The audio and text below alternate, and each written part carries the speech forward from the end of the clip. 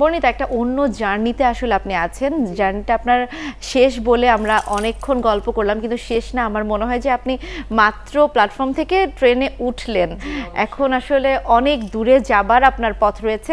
একটু জানতে চাই যে আপনি তো অলরেডি রায়হান রাফি বর্তমান সময়ের একজন বহুল আলোচিত পরিচালক, এবং তার হাতে পড়া মানে স্বনামধন্য একজন হয়ে যাওয়া, এবং ভীষণভাবে সৌভাগ্যেরও।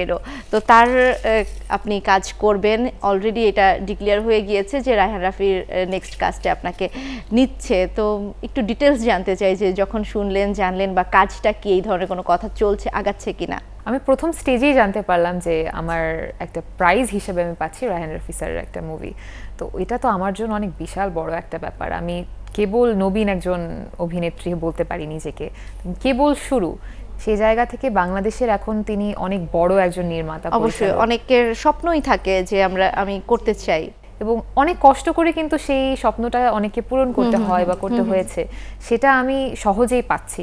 সেই জায়গা থেকে খুশি যতটা, ততটা দায়িত্ববোধটা খুব কাজ করছে যে এটা অনেক বড় একটা ভার আমার উপর, যে এই মর্যাদাটা যাতে আমি রাখতে পারি যে আমাকে। আচ্ছা, রায়হান রাফির গল্প শুনছিলাম, একটু জানতে চাই শিহাব শাহীনের সঙ্গে আপনার হয়তো ওয়েব ফিল্মেও কাজ করার কথা রয়েছে, তিনি হয়তো আপনাকে ওটিটিতে নিয়ে আসবেন।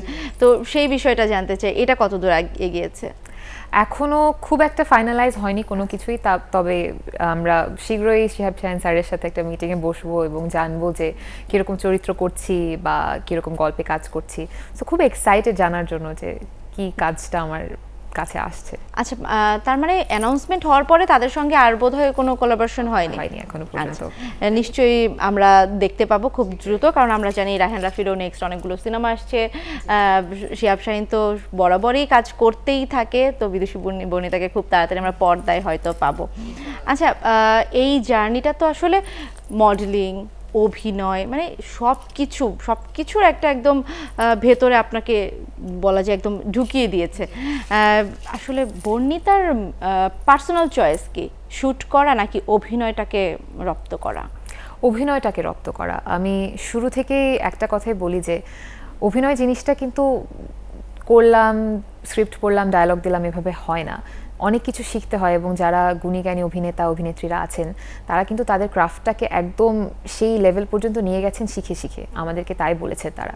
তো আমিও চাই যে শিখতে আরও বেশি, ধীরে ধীরে শিখে শিখে যাতে আমি ভালো কোনো কাজ করতে পারি, এটাই আমার ইচ্ছা। অনেক ভালো ভালো আর্টিস্টের সঙ্গে অলরেডি আপনারা কাজ করে ফেলেছেন আমরা যতদূর দেখেছি, এবং আপনাদের গ্রুমিংটাও হয়েছে একদম বাংলাদেশের প্রমিনেন্ট সিদ্ধহস্ত মানুষের হাতে।